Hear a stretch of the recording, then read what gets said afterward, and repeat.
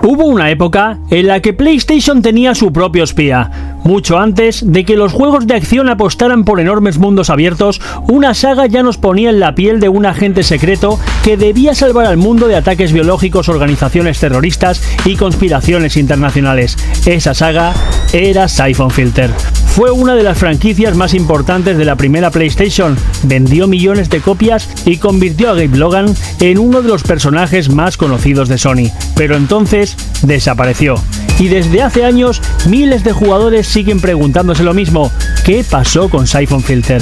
Todo empezó en 1999, en una época en la que los juegos de espionaje estaban viviendo un gran momento. Fue entonces cuando Sony lanzó una nueva propuesta desarrollada por Bend Studio. Siphon Filter mezclaba disparos, infiltración y una historia llena de giros inesperados, pero había un detalle que hizo que muchísima gente lo recordara para siempre: su taser. Sí, esa pistola eléctrica con la que podías electrocutar a un enemigo durante varios segundos hasta que acababa envuelto en llamas.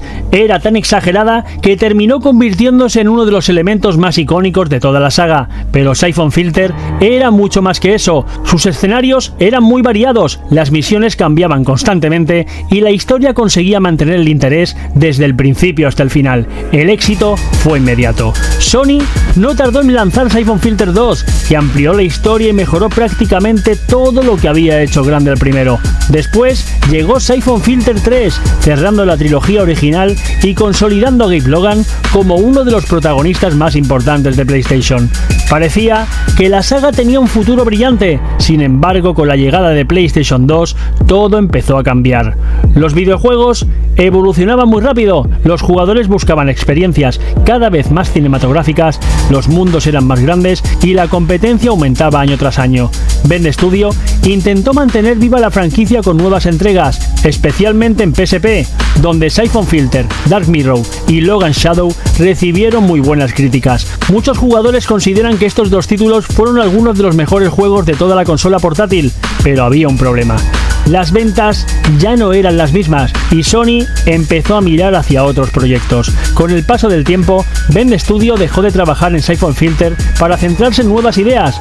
Años después llegaría Days Gone, un proyecto completamente diferente que terminaría convirtiéndose en el nuevo gran trabajo del estudio. Mientras tanto, Siphon Filter quedó completamente olvidado. Nunca hubo un anuncio oficial diciendo que la saga había terminado, simplemente dejó de recibir nuevas entregas. Y eso es precisamente lo que hace que todavía hoy muchos jugadores pidan su regreso, porque el concepto sigue funcionando. Espionaje, acción, infiltración y una historia de conspiraciones internacionales podrían encajar perfectamente con la tecnología actual. Imagina un nuevo Siphon Filter con gráficos modernos, escenarios mucho más grandes y una inteligencia artificial mucho más avanzada. Suena como una idea capaz de funcionar perfectamente, ¿verdad?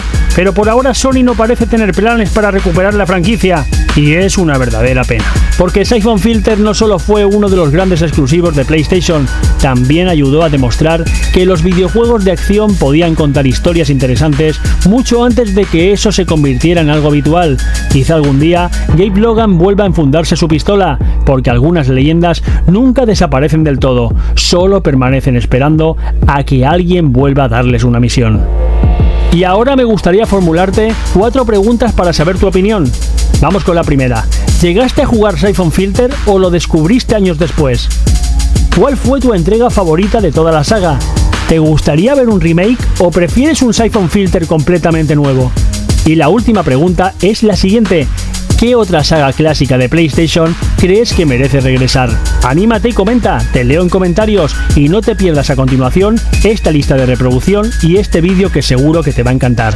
Dale click, nos vemos ahí. Tic tac, la cuenta va en aumento. Streamers tengo flow en cada movimiento. Ríe, entretiene, el crack del momento. 6000 es solo el principio del ascenso.